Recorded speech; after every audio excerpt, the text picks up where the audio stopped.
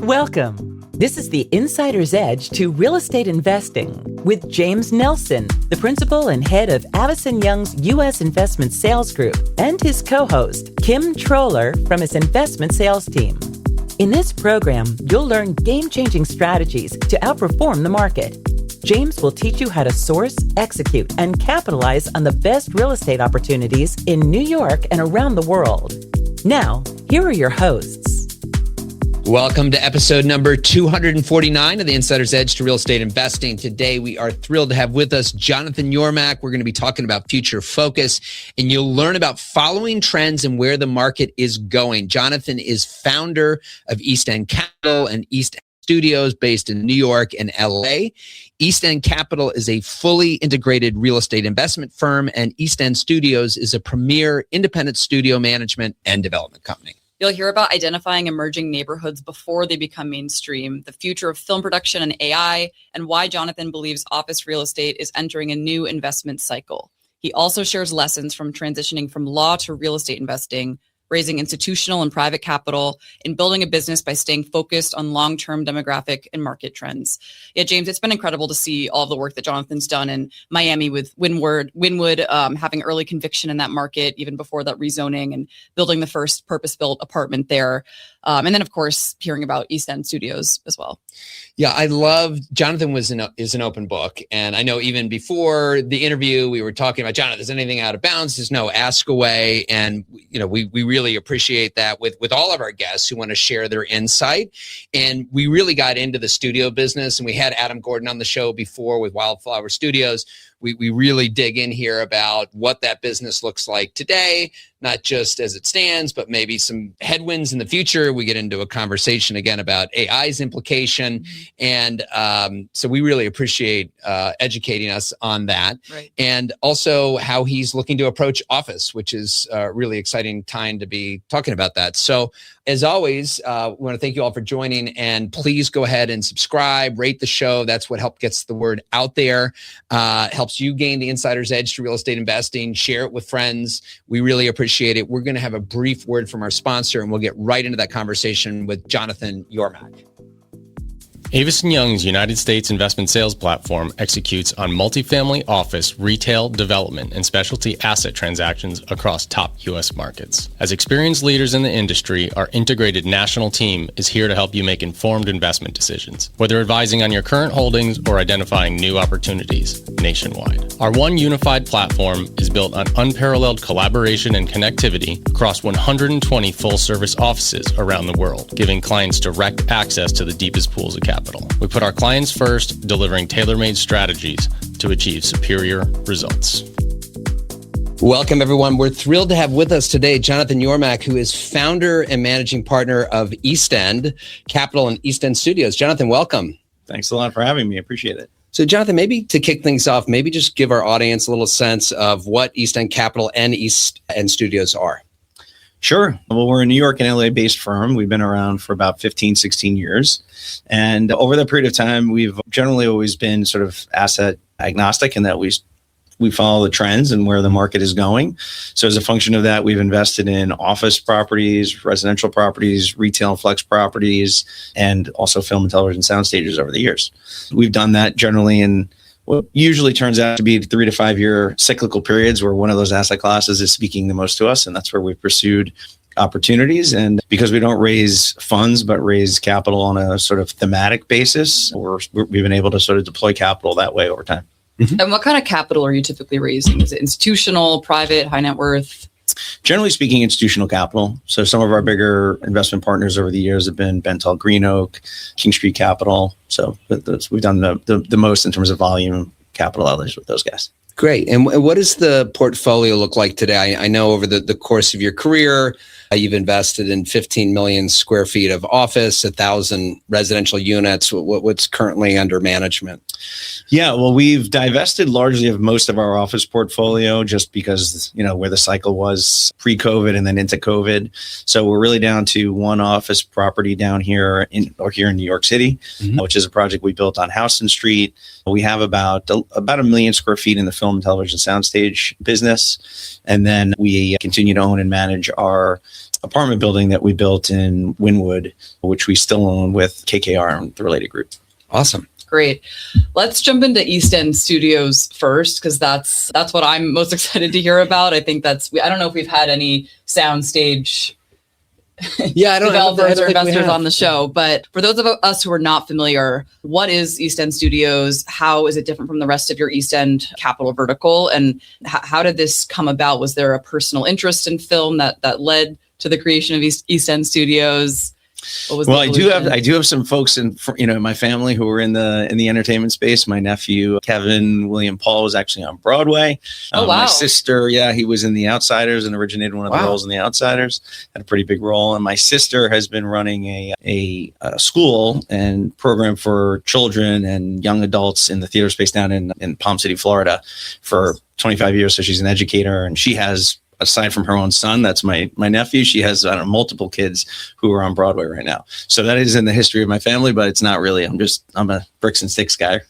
So I would say fundamentally what drew me to that business was really looking pre-COVID, sort of 2019, the explosion in content creation and how much money was being spent as Apple, Amazon, Netflix really started to transform that business a lot, right? So it became a technology play, also tied to a real estate play. And I was very focused at that moment in time. If you really think about where we were in 2019, office was fairly expensive. Residential was pretty expensive. It was pretty hard to sort of figure out where to deploy capital and where we thought that there would be growth.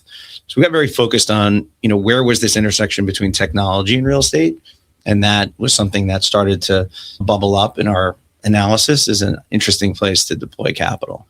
At the same time, as content spend exploded, there hadn't been new development of film and television sound stages in this country, really of any note, probably in about 20 years.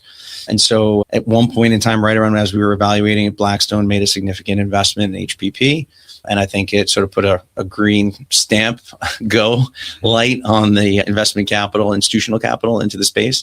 So we were right there at the right time. We had already been looking to develop a pipeline. We had been working on developing a team because it is a very management intensive business. It's very different than just traditional real estate.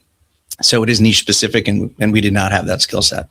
So we partnered up with folks in the business on the management side, built a management team or the start of a management team around that, and managed to bring in King Street as our capital partner behind the platform, and went ahead and started building it. So ultimately, we've at this point built 3 ground up brand new sound stages, 2 in LA and 1 here in New York and Queens. And those comprise about 750,000 square feet. And then we also still own another old soundstage facility that, just given changes in the market, which we might talk about, we're probably not going to do anything on the new development side of that right now. It's just going to stay as is. So we did have Adam Gordon on the show, and he talked about Wildflower, but Adam does a bunch of different things. So I had momentarily missed that when you'd asked the question. But Jonathan, maybe you could talk a little bit about what the requirements are for these new sound stages. And I've been out to Hollywood and seen some of these sound stages that have been there for decades, but today, whether it's AI, whether it's CGI, whatever it is that needs for production, how are your 3 studios different than maybe what's out there from long ago? Yeah, so that's actually, I would say, if we want to be forward thinking, that's a 2-part question, because I obviously started building these things a few years ago, and as much as we already were aware of AI, it has moved so fast that I might answer the question slightly differently, notwithstanding that I've already built a bunch of these recently. But they are well positioned to certainly take advantage of what's gone on in the marketplace. And if you just sort of go back in time, I would say there were always a series of physical attributes that these things needed to have to be perceived as best in class. And generally, that's ceiling heights that would be in the modern era, at least 34, 35 feet and above, clear span, have loading and rigging capabilities off the ceiling heights. You have power and HVAC to support, obviously, the volumes that could be in the 15 to 30,000 square foot range. You have to have on-site support facilities like hair and makeup, wardrobe, shop and mill, loading, base camp. So what I think has happened over the market before the current spate of new development was that a lot of the older stages had elements of these. And I'm not including necessarily like the lots, like a Fox lot or something like that, which had all of this infrastructure. But I'm talking about the independent soundstage market. And for the most part, those were converted warehouses, and it might have had one or two of those elements I'm talking about, but very rarely all of them. So in the context of the last few years, when there has been new development, and my stages included, they tend to have all of those in one campus. And so, they're turnkey. They're best in class. They have everything any production would be looking for, and well suited for today's productions. I'd say where things are changing in the last couple of years, though, and to the AI part of your question, really relates to whether sound stages are going to be needed at all and to what degree. So much of this now can be done almost completely digitally. What we are seeing, Ben Affleck started a company that Netflix bought. And that was probably maybe the first insight into the first generation of how this is going to look, where we still see actors on sound stages, but almost all of the sets and the backdrops are digitally generated. And so you still are using live actors. And this is consistent with FX technology and green screen technology and other volume wall technology that has now been around for a few years. So this is all intersecting and driving production costs generally down, particularly on pre and post production. And so we'll see, though, what that really means for stage demand going forward. In the very near term, it might increase it, but I think in the long term, it's probably going to decrease it. Mm-hmm. So with that being said, what would you say is your long-term vision for East End Studios, and how do you see that complementing the rest of the East End capital business? Yeah, well, so we definitely have to start to be more creative, I think, in terms of how we're appealing to the production landscape, making sure that they know that our stages have the power, have the air conditioning, have all of the other requirements that they need for the new modern workflows. I think we also have to be very cognizant of the new ways that media is being generated. So one of the things we've been leaning into very heavily is the live and delayed broadcast of what we would call like a live event, or IRL as the kids call it, right? And so we recently at our soundstage in Queens, as an example, we did a deal with Bowery Presents, who's a large live event production company. We had global DJ Fred again there for the month of January. So he did a residency essentially in our sound stages. And this was really what on the one hand might have looked like a concert or party, but on the other end, this is a big media distribution play for both Fred and Bowery Presents, in the sense that it was streamed all over social media, YouTube, etc. And so this intersection of live entertainment and production is happening. We also did shows with Halsey, Foo Fighters out in LA on Amazon Live, where this is also the same sort of thing, which is after Thursday Night Football, they pivot over to our soundstage. There's effectively a live event going on, which gets broadcast. So this is a whole new spectrum of demand being filmed inside soundstages that is new, but I think it plays to, the attention span people have, what people are drawn to watch, and more unique experiences. And so I think we're trying to find the right pathway through to accommodate these different types of productions as well. Super interesting. One last question on the studio front before we talk about some of the other investments that you're involved with. The incentives that are required for a lot of these things, and so thinking about where you want to be, and obviously you picked LA, you picked New York. I mean, that's clearly where the talent is, where the talent wants to be. But then you've got, whether it's Georgia throwing incentives, or you hear that Ireland all of a sudden is trying to lure. I mean, does that kind of go away with all this new technology and this new approach, or do you think the incentives still play a big part where production is happening? It's a huge part. So we've essentially been involved in an incentive war, I think, for the last 5 years, and that has dramatically affected where everyone is going to film. So just one high level stat, we used to film over 80% of production dollars were actually filmed in the United States. We're now down to below 40%. And so that is a function, as you point out, of incentives in places like the UK, Ireland, Australia, Hungary, et cetera. And so Canada, a big one. So we're involved in a big war. There is a push at the federal level, frankly, to try to get this current administration to get onto that playing field and pass a federal stackable tax incentive. We are actively involved in that effort at East End Studios. And, it's very consistent, we believe, with the current administration's approach to effectively, bringing production back to the U.S. There's billions of dollars and hundreds of thousands of jobs that we are losing abroad, even though the money that is invested to produce all this is coming from the United States. So we're essentially just offshoring our own production. So we believe the administration might get behind this. So there's definitely some bipartisan effort to do that. There's bills drafted, and we're hopeful that actually will get passed sometime in the next year or so. Great. So let's take a step back and talk about your background, because from what I understand, you started out on the legal side and then transitioned into the acquisition side at Broadway Partners and beyond. So what were you focused on at Fried Frank, and what skills set you up to be successful in acquisitions and development and asset management coming from a legal background? Yeah, well, I was actually one of those lawyers that didn't mind being a lawyer. I actually loved it. But, after doing it for about 8 years and seeing a lot of my clients, and I think some of the slightly more creative things that you could bring to the table as a developer or owner operator, I was definitively intrigued by that and thought that was going to be an interesting pivot. I was representing someone at the time who ultimately became my partner at Broadway Partners. And it was an interesting opportunity to get in at the ground floor of a small growing company, and was able to make that pivot. Went in originally as general counsel, ultimately became a COO and partner there. And we bought a lot of office product, about, 15 million plus or minus square feet in partnership with Lehman Brothers between 2003 and the GFC, which was fun. But to answer your question, as a lawyer, obviously critical thinking just in and of itself is super valuable, and how to be a good analyst of risk, because that's really what you're doing. You're trying to minimize risk for your clients. So that's first and foremost. But, you learn the nuts and bolts. So how to structure a deal, acquisitions, financing, JV structuring, debt, all that stuff. So, happened to do that long enough that I think I developed a really strong skill set around everything to do with deal structuring and all the things that ultimately, you got to be pretty good at to run your own business. And the mindset shift, I guess, because coming from the law profession where you're billing clients by the hour. So anytime that you spend on something, whether it's successful or not, you're getting paid for it. Whereas you go into investing where it's success-based and no longer you obviously getting paid by the hour.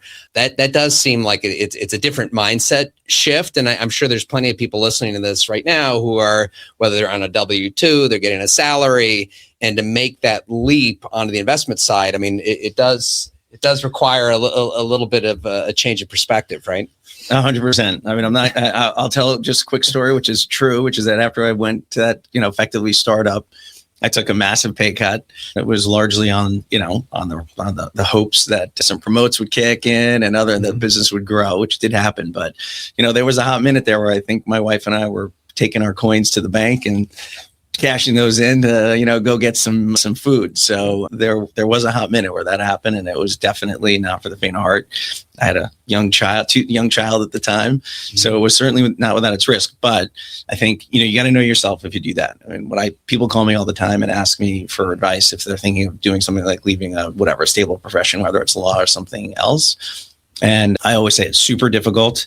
You really have to know that you're prepared to be in a position, similar to like you guys on the investment sales side, where, every year you kind of start at zero again, right? So you have to be prepared to know that type of risk is inherently in you, and you can live with it without being overly stressed. Yeah. Right. So after you shifted to the acquisition side, what then inspired you to go off and start your own business? Was it a partner who had an idea, or was it your idea? Like how did the evolution kind of start? Yeah, well, when I left Fried Frank and went to Broadway Partners, it essentially was a startup. It had been in business for a couple of year and a half or so by someone else, but effectively was a startup. Mm-hmm. So, but I had the blanket of sort of someone else who was older and had been doing it for a little bit of time. After the GFC, it was pretty obvious, just sort of that I was interested in doing that. That business sort of was going to consolidate, and it was a good opportunity for me to take advantage of that recess in the market. I recognized that there was going to be a big basis reset, particularly in office, which is what we had been doing almost exclusively, and that there'd be a great opportunity to start my own business. So took it. So I wanted your last post on LinkedIn about your investment philosophy. I just want to read this. You said, we invest in today's capital in tomorrow's most compelling places, not the places that made headlines last cycle, not the neighborhoods everybody already knows, the ones where the data, the demographics, and the direction of capital are pointing before the market catches up. That's the whole thesis. That's always been the thesis. So maybe talk a little bit about that. Now, you are invested in New York, LA, Miami. I mean, these are, top markets for investors. But does this mean kind of finding pockets or neighborhoods where maybe people have overlooked? Are you thinking about, other cities right now where, again, people haven't figured it out yet? Maybe explain the investment thesis a little bit more. Yeah, I would say that it doesn't necessarily mean you're going to, a rural location. We tend to want to be urban investors just thematically at a very high level, and we want to follow the demographics because you pretty much can never fight the demographics. Mm-hmm. So, we have, I guess, a couple examples would be the best way to think about it. So we were very early to Wynwood, as an example, in Miami. So that was, the story around how we stumbled upon it. And, obviously as a real estate investor, one of your jobs is just to drive around places and keep your ear to the ground as to where cool restaurants, bars, galleries are opening up, where art tends to go, where the creative class is moving. And so in the case of Wynwood, I was down for a very traditional real estate event. This is, going back to 2013. And there was an opportunity to go play golf or to go do a tour of this place called Wynwood that I'd never heard of, and the Wynwood Walls, which I'd never heard of. So I opted for the art tour, and I was immediately blown away by this neighborhood. Was this Biznow Escape by any chance? It was. I was probably on that tour with you. Was that on an e-bike? Probably. It might have been. It might have been, yeah. It might have been. And, well, you good for you. You went and bought real estate, and I was on to the next thing. Interesting. Yeah. Shout out to Biznow. If you were on that one, it was with Jessica Goldman herself. Gave the tour because, she still does, I think, from time to time. And obviously the Goldman family have been great stewards for that neighborhood. Right. But Jessica gave the tour. And so she had, tremendous insight into their already, I think it was 5 to 7 years of investing and acquiring properties there. But she gave a vision for the neighborhood that I think a lot of people just weren't aware of at the time. And it hadn't been rezoned, and it clearly was exceptionally industrial. And it was just coming off of a period where it was one of the most dangerous little pockets in the country, frankly, in terms of violent crime. But you could see, if you had spent, in our case, we had spent so much time in Williamsburg and Bushwick here locally in New York, and seeing how those neighborhoods had been advancing. I think I was able, with my partners, to look at Wynwood and say, this is essentially that. Right. It's a Florida version of a Bushwick, as an example. It was surrounded by Edgewater and downtown Miami, and to the north, the Design District, which is also undergoing its own transformation. And you sort of look at this pocket and you had to conclude to some degree there was no way that development was just going to jump over it. And it then became a question of who was going to steward it into this next sort of period of its development.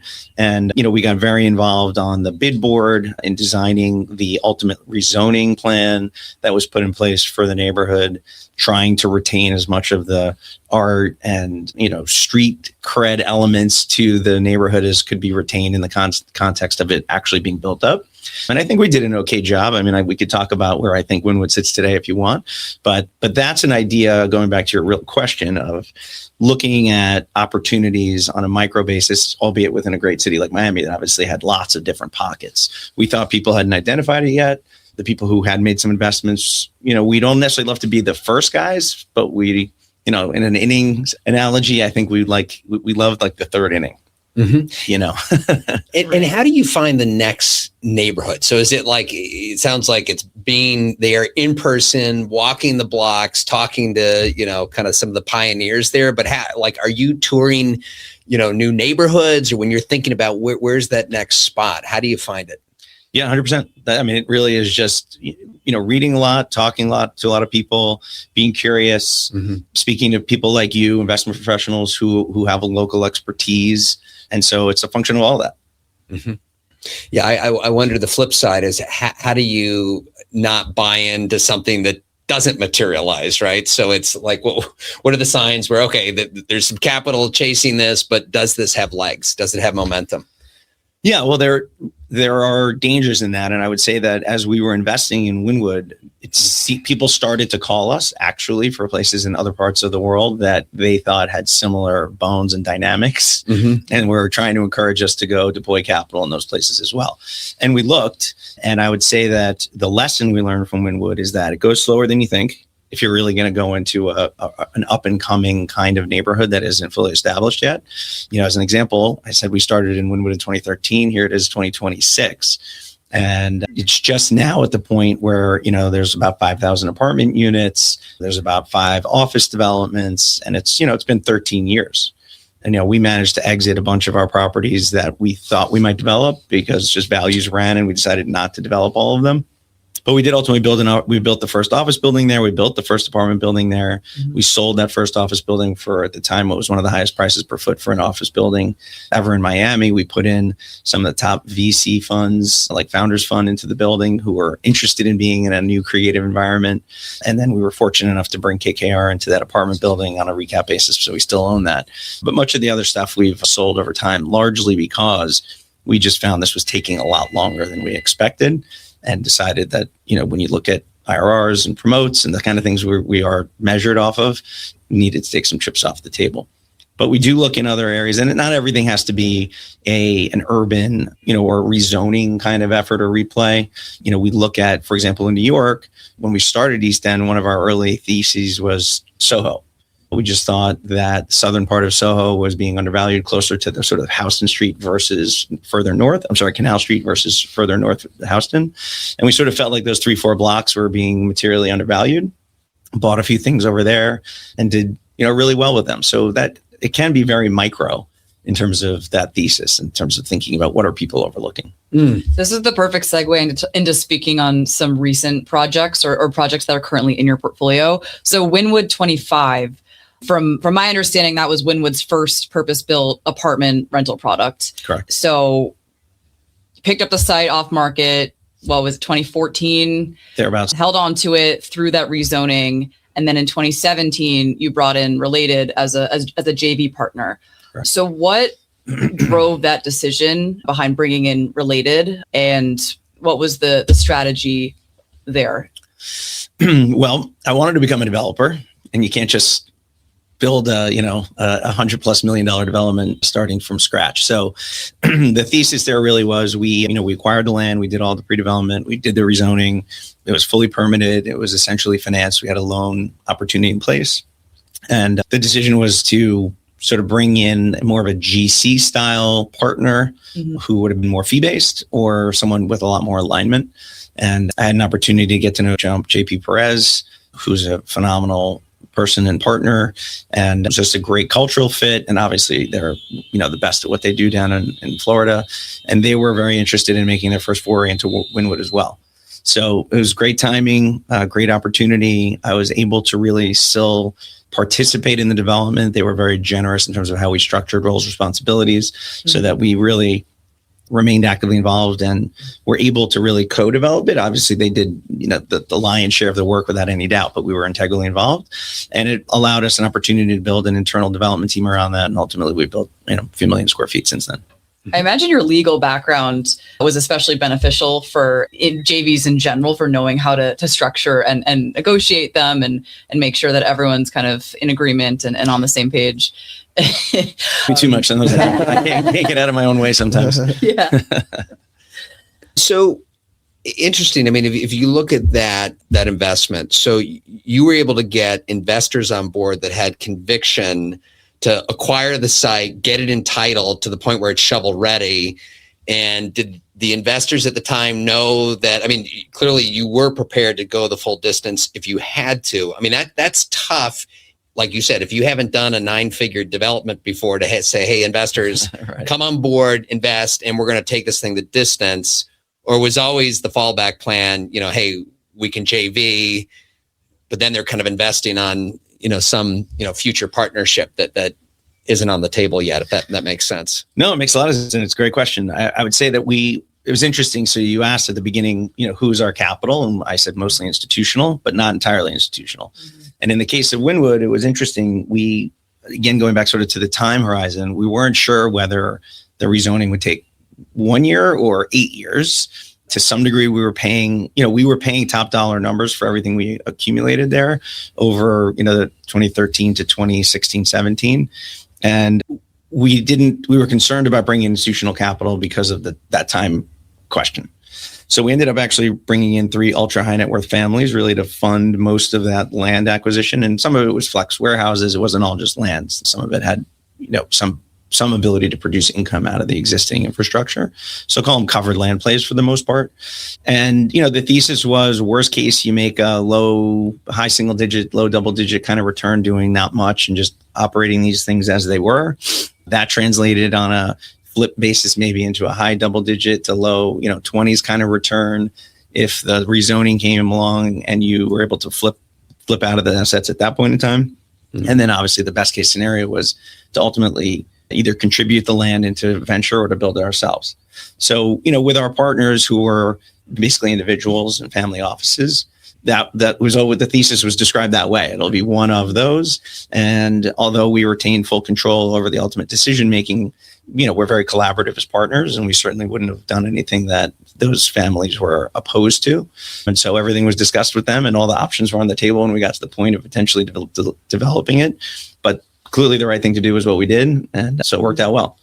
And so, and again, you said that JV with Related, what was, a very fair partnership and the way you went about it. So did you contribute the land then and they brought in the construction? Maybe just break down a little bit about Sure. what the contributions were on that. Yeah. So, that, it went according to the second part of that plan. In other words, we did get the rezoning. As I noted, we had all the permits and approvals and construction drawings, GMP, everything was essentially negotiated. And based on that, it was a very good turnkey deal for a company like Related, which is, a construction powerhouse. And essentially they could step in and we could be in the ground in a matter of a few months, which is a little unusual to be delivering it that late in the cycle, frankly. So in that case, we were able to contribute the land at a significant enough markup that we didn't put any more equity into the deal, but retained a 50% ownership stake. So so it worked out great. Amazing. Yeah. In your experience when working on a more speculative development deal and working with high net worth capital, have you found that those investors are typically more locally based investors that have a lot of conviction in the market, or does it just depend? I'm sorry, say that again. So when you're working on a speculative development like this, and you said that you ended up turning to the private high net worth capital base, were they mainly like locally based that really understood the market and had a lot of conviction? Is that where you've found more success for speculative projects in the high net worth space, or does it just depend on the project? Yeah, it depends. I would say that in that case, the 3 families that we brought in were very sophisticated and, phenomenal investors, right? We had a vision at East End. We wrote a white paper. We had a lot of research supporting our ideas and where we thought the market was going. We extrapolated to other things that had happened in other places that we thought were similar, like a Bushwick or Williamsburg. We made our case, and I would say, in all instances, those groups came down, toured with us, spent time speaking with people who were already invested in the area, got smart alongside us, and got the same level of conviction that we had obtained. They did as well. But, some of them, 2 of those 3 families were active real estate investors on their own account, had made a lot of their money in real estate. So they were familiar with that process. In other cases, it's really the only instance, as I said, we tend to raise capital thematically. So King Street, for example, was our main investor on the film and television side. BGO was for the most part, the largest investor on our office investments. And in this case with Wynwood, as I said, we actually did have some institutional interest, but ultimately felt that private capital would be a better way to go given the duration. And so we intentionally pursued that type of capital for that execution. And I think it worked out great. Great. Makes a lot of sense. So let's talk a little more about where you see office investing today. So clearly, a lot of demand for Class A trophy, I guess remains to be seen as now because, if you look at New York, Class A trophy is filled up. So now does that interest go to Class B? Is it taking B, making it A? Like there's a lot of different ways that you can get into office. I mean, you can either deliver new, or you can buy, in many cases, at huge discounts to replacement costs, but you're getting older products. So where do you kind of weigh in on this? Where do you think the opportunities are in office today if you are actively looking to invest there? Yeah, well, James, we are actively looking. So if you have any good deals, good. Don't tell anyone else. East End only.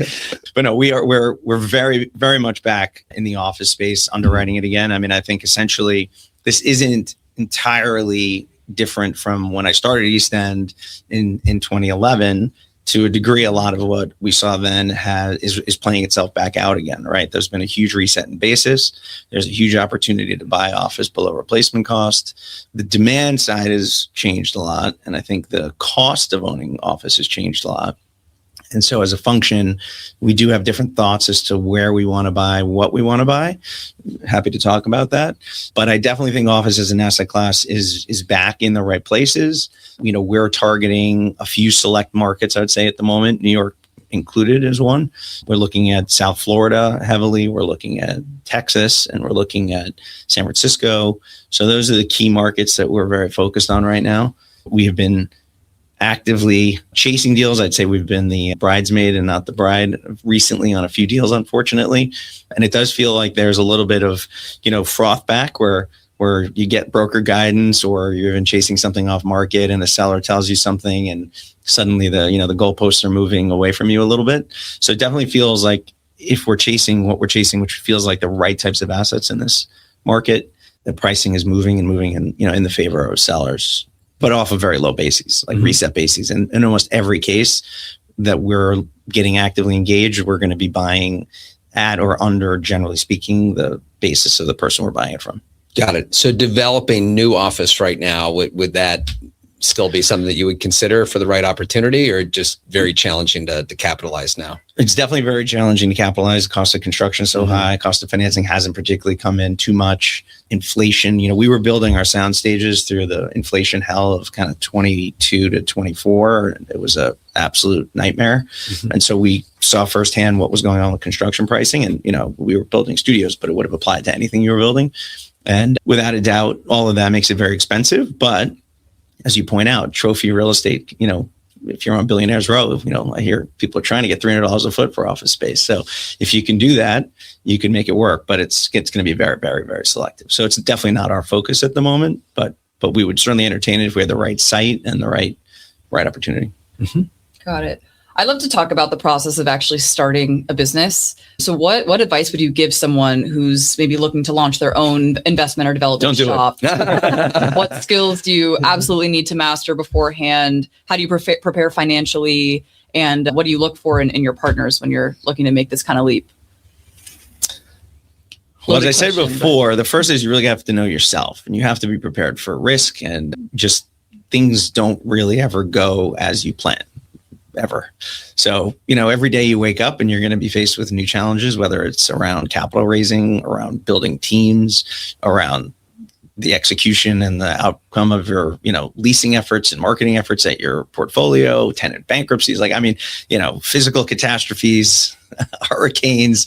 I had in one of my buildings, a car literally explode after it drove itself down an elevator shaft 6 floors. So, things happen, right? And you're going to wake up and you don't fully know what's going to happen. So you have to be prepared for all of that. And you have to know that the number one thing you have to do is persevere. So you have to be committed and persevere. So that's really it. And if you can tolerate the risk and persevere, you'll probably be fine. The rest will probably work itself out. I think in terms of skill sets, I've seen people come from the brokerage side and start their businesses successfully, the legal side, the finance side, the operations and management side. I really don't think there's any one path that necessarily is better than any other. I think it's always important to know what you don't know, acknowledge what you don't know, and try to bring in friends, professionals to help you. And I think that's the biggest thing. I would say when I've seen people stumble, it's usually because they are bringing maybe a little bit too much hubris to the endeavor and not acknowledging the holes in their own experience. So I think if you do all those things, again, I don't think there's one direct path or any better path than any other. The last thing is capital, of course, is king. So, Right. I started the business in 2011 without an embedded capital base and a direct capital platform by others. My partner and I brought all the capital to start building the business, and really did it, on a shoestring basis. I would say it's probably not the best way to do things. If I was going to encourage someone to start a business, I would say have a financial backer, have a 5-year business plan, know that you have 5 years of capital in that runway to grow the team, fund however you're going to fund your element of your own personal investment into the deals, whether it's through the GP or as the full cap stack. But however you're going to do that, I would say I would really encourage someone to have that financial backing before launching their own business. It's not the only way. As I said, I did it the other way. Yeah. But I think that's a lot harder, certainly a lot more nerve-wracking, a little more difficult to build your team, right? We had to build our team a little bit more with offering promotes and incentive packages that were tied to deal execution in a way that was a little different, whether it be participating in acquisition fee or management fees. So you got to be more creative to get talent, which is also just harder. But you do get, when you do it that way, I will say you do tend to hire more entrepreneurial based people, which I think to some degree looking back was helpful, because those people themselves were more aligned with how I sort of saw the world and risk taking and that kind of stuff. Yeah, I mean, I think definitely the dream of having that financial backer, I mean, would be a great option to launch. But I mean, again, to find someone who's willing to invest with you programmatically when you haven't done it yet and without any deals in mind, makes it all the more difficult. So, I mean, I guess the question is, when you were looking to onboard early investors, how much of it was about the deal, where you had to have it like, hey, we found something, and obviously they had to have the confidence that you could execute on it? Or is it more like, hey, we know you, we believe in whatever you find, we want to back you? So like getting those investors on board, was it really a matter of having a live deal, or did you work a lot to cultivate those relationships before you did put something ultimately in front of them? Well, we built the business deal by deal, and actually still effectively operate deal by deal. As I said, we tend to have a theme in mind around which we approach deals over periods of time, but we're still a deal by deal shop effectively. And I would say that when you're starting, when anyone's starting, it's much easier to start with the deal, to your point, right? Because you can show someone something concrete, they can invest in that one thing, and they can get themselves comfortable or not around your ability to execute. But if not, as I pointed out, they could probably ask you to supplement with someone, right? Whether that be a leasing team, a management team, an accountant, or a lawyer, right? All those people can be brought on board to help someone who's starting out. So without a doubt, it's easier to start with the deal, and that's something tangible and of value. But it's hard even to find a deal these days, right? I mean, you guys, what you do every day is you're out there sourcing opportunities and speaking to owners, right? And if you're starting a business, you want to source the deals, but you also got to run the deals. You got to capitalize the deals. You got to report to your investors, right? You got a lot of stuff to do. So you don't necessarily spend all day looking for deals. So you're at a disadvantage, a natural disadvantage to all the people like you who are out there doing that every day. So it's hard. And so the other piece of it, I would say, is to also become very friendly with, folks like yourselves in the institutional sales world and the brokers of the world who can help you in that regard. Great. I've got a more personal question that we were discussing before we started filming, but you mentioned in 6 weeks you're moving down to South Florida, to Palm Beach. And it's a common trend that we've been seeing in New York. And I'm curious to hear what's driving that decision for you. Are you planning to spend more investment dollars down there? Is it a quality of life thing? What's kind of driving you to South Florida? Yeah, great question. I mean, I'm a born and bred New Yorker. I'm from Queens, New York. And so, there is a tinge of sadness in this decision. But, my view of New York is it's still the greatest city in the world. I think there's a lot going on here politically that is definitely putting that at risk. I think other states are competing so strongly for that demographic stuff I was talking about before, where people want to go. And as you're pointing out, I'm one of that piece of the narrative, but Texas and Florida in particular, right? Just tax policy, other regulatory policies with respect to ease of doing business, their views on housing and how to solve the housing crisis that is persistent around most of this country. I look here in New York, I have 2 daughters, and one of whom just recently was looking for an apartment. It's crazy. It's crazy. And it's all policy, in my opinion, which is just making it, as a developer, too hard to build. We don't build enough housing in the city. It's going to have massive impacts on the young people who want to come here, and it's getting worse and worse and worse. And I think that more and more young people also are going to want to move as a function of that. Obviously, remote work is real, but even if it's not remote work, you see the Goldman Sachs of the world opening up a huge headquarters in Dallas, Wells Fargo opening up a huge office in West Palm Beach. So these companies, and I think we all just saw a stat where JP Morgan employs more people in Texas than in New York at this point. So you start to look at those statistics, and the ability for these companies to shift their ultimate headquarters now is getting to the point where it can be done very quickly and very rapidly. And you could see, in a way, a death spiral here in New York. Now, I don't think that's going to happen, but as someone who's been living here for, his whole life, there's just a lot of things here that continue to feel not so good, and they're much better elsewhere. So, and I think everyone sees that. Yeah, no, there's definitely those trends, and I think the states that are showing that they're more business friendly are attracting a lot of these companies. I mean, I think the thing that I wonder about is, where does the talent want to be? Because you still look at all those surveys from graduating college students, and they want to be in New York, number one. I think Chicago is actually number two. That might be grabbing for the Midwest, and San Francisco. So now do college grads, young professionals want to be in Miami? I think so. Right. Dallas, okay. But I think that's the piece to it is where is the talent? Where does the talent want to be? Yeah. And I agree with you completely. That's why I said I still think New York is the best city in the world. But I think the question is, where am I to be in 10 years? Right. I mean, that's not why I'm moving because of 10 years. I'm moving now for now. But I do think if you're just thinking about policy shifts and where is New York in a place like San Francisco, I think if you just look at San Francisco and New York right now, it's a very interesting dichotomy. San Francisco went through its exceptionally progressive period. Yeah. And now we have Dan Lurie and a moderate, board there running that city. And everything they state is almost the exact opposite of where we are here in New York with our current administration in terms of how they're approaching things like homelessness and housing and tax policy and safety. And so these things, I think over time they'll build and they'll have repercussions, but administrations come and go and policies could change. And so we'll see where New York goes. But at the moment, I don't think it's particularly heading in a great direction. Fair enough. Well, Jonathan, this has been amazing. We really appreciate your taking the time. The final question I guess I would have for you. So, what is it that drives you, that keeps, you've had some incredible success. You continue to build the business. What is it that you love about this business and keeps driving you to continue to grow what you're doing?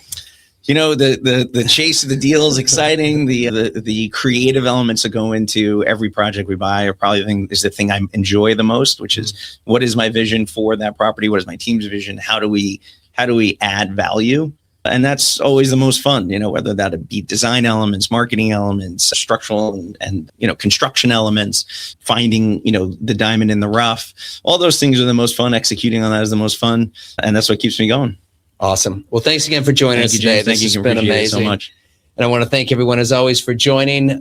If you could go ahead and either rate the episode, share it with a friend. That's how we continue to grow the audience and help you gain the insider's edge. Until next week, thank you again for joining. Thank you for listening to the Insider's Edge to Real Estate Investing. We appreciate your subscribing and sharing with your friends. If you haven't already, please connect with James at James Nelson NYC on LinkedIn, Instagram, and Twitter. Please also visit jamesnelson.com, where you can sign up for our monthly newsletter, find the show notes, other episodes, exclusive video series, and other helpful resources so you can gain the insider's edge to real estate investing. Until next week. This podcast is for educational purposes only and should not be relied upon for investment decisions. The opinions expressed are those of the guests and not their companies. Listeners should not act upon the information without first seeking appropriate advice from an accountant, lawyer, or other professional.